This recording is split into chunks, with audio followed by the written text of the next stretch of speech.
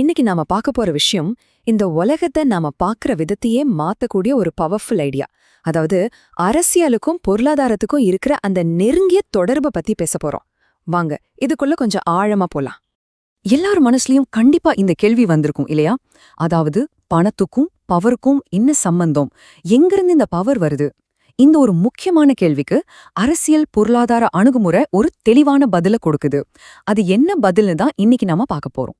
சரி, அரசியலையும் பொருளாதாரத்தையும் ஒன்னா சேர்த்து பார்க்குற இந்த பவர்ஃபுல்லான ஐடியா அது எங்கிருந்து ஆரம்பிச்சதுன்னு முதல்ல பார்க்கலாம். அப்போ அரசியல் பொருளாதார அணுகுமுறைனா என்ன? ரொம்ப சிம்பிளா சொல்லணும்னா, ஒரு நாட்டுடைய அரசியலை புரிஞ்சுக்க அதோட பொருளாதாரத்தை ஒரு கண்ணாடி மாதிரி வச்சு பார்க்கறது தான்.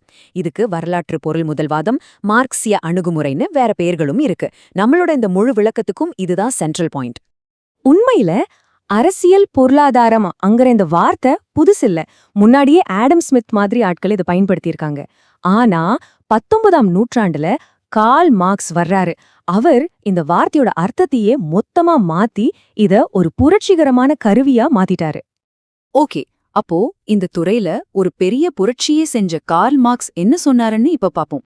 மார்க்ஸ் சும்மா அரசாங்கோட பாலிசிகளை மட்டும் பார்க்கல. அவர் என்ன செஞ்சாருன்னா, ஒட்டுமொத்த முதலாளித்துவ சிஸ்டத்தையுமே கேள்வி கேட்டாரு. இது ஏதோ ஒரு சின்ன திருத்தம் கிடையாது. இது ஒரு விஷயத்தை அனலைஸ் பண்றதுக்கு ஒரு புது ரொம்ப பவர்ஃபுல்லான டூலை உருவாக்குற மாதிரி.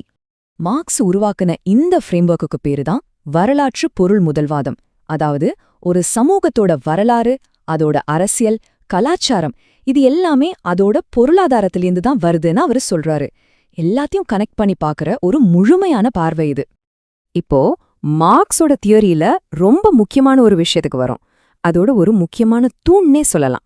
அதுதான் அடிப்படை மற்றும் மேற்கட்டுமானம். இத சிம்பிளா புரிஞ்சுக்க ஒரு பெரிய பில்டிங்க கற்பனை பண்ணிக்கோங்க. அந்த பில்டிங்கோட ஃபவுண்டேஷன், அதாவது அடித்தளம்தான் பொருளாதார அடிப்படை.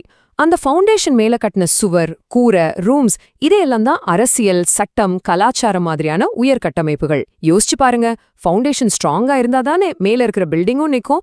ஃபவுண்டேஷன் ஷேப் எப்படி இருக்கோ அப்படிதானே பில்டிங்கோட ஷேப்பும் இருக்கும். அது மாதிரி தான் இதுவும். அப்போ இதிலிருந்து என்ன தெரியுது? முக்கியமான பாயிண்ட் இதுதான். இந்த தியரி படி அரசியல்லையோ கலாச்சாரத்திலயோ வர்ற மாற்றங்கள்லாம் தானா நடக்கிறதில்ல. அதுக்கு காரணம் பொருளாதாரத்துல ஏற்படுற மாற்றங்கள் தான். சோ பொருளாதாரம் தான் சமூகத்தை இயக்குற டிரைவிங் ஃபோர்ஸ். சரி, அடுத்ததா மார்க்ஸோட தியரியோட 2வது முக்கியமான தூணை பற்றி பார்க்கலாம். அதுதான் வர்க்க போராட்டம். வரலாற்று மாற்றங்களை உருவாக்குற இன்ஜின்னே இதுதான் அவர் சொல்றாரு. வர்க்கப்பு போராட்டம்னா என்ன? ரொம்ப சிம்பிள். ஒரு சமூகத்துல பொருளாதார வளங்கள் யார் கையில இருக்கு, யார் கையில இல்லங்கிற அடிப்படையில 2 குரூப் உருவாகுது. ஒன்னு வசதி படைச்சவங்க, இன்னொன்னு இல்லாதவங்க.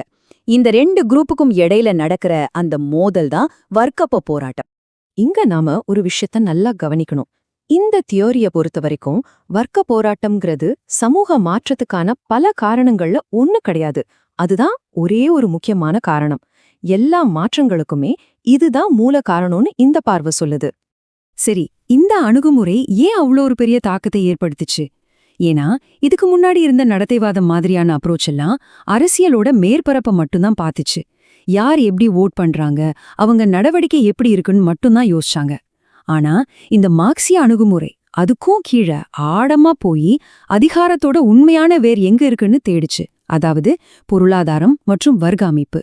அதனால இது வெறும் ஒரு படிப்பு மட்டும் இல்ல, இந்த சிஸ்டத்தையே மாத்தணும்னு சொல்ற ஒரு அழைப்பாவும் இருந்துச்சு. ஓகே, இதுவரைக்கும் இந்த தியரியோட முக்கிய அம்சங்களை பார்த்தோம். இப்போ எந்த ஒரு ஐடியாவுக்கும் இருக்கிற மாதிரி இதுலயும் சில நிறைகளும் குறைகளும் இருக்கு. அத பத்தி கொஞ்சம் பேலன்ஸ்டா பார்க்கலாம் வாங்க.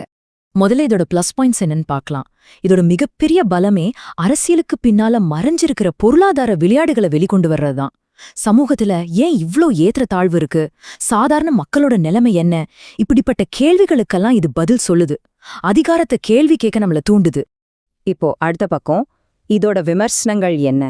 ஒரு பெரிய கிரிட்டிசிசம் என்னன்னா, இது எல்லாத்தையுமே பொருளாதாரம்ங்கிற ஒரே ஒரு கண்ணோட்டத்துல மட்டுமே பாக்குது. மதம், கலாச்சாரம், தனிநபர் விருப்பம்னு மத்த முக்கியமான விஷயங்களையெல்லாம் இது கண்டுக்கிறதில்லன்னு சொல்றாங்க. அது மட்டும் இல்லாம வர்க்க போராட்டம் மட்டும்தான் சமூக மாற்றத்துக்கான ஒரே காரணம்ங்கிறதையும் நிறைய பேர் ஏத்துக்கிறதில்ல.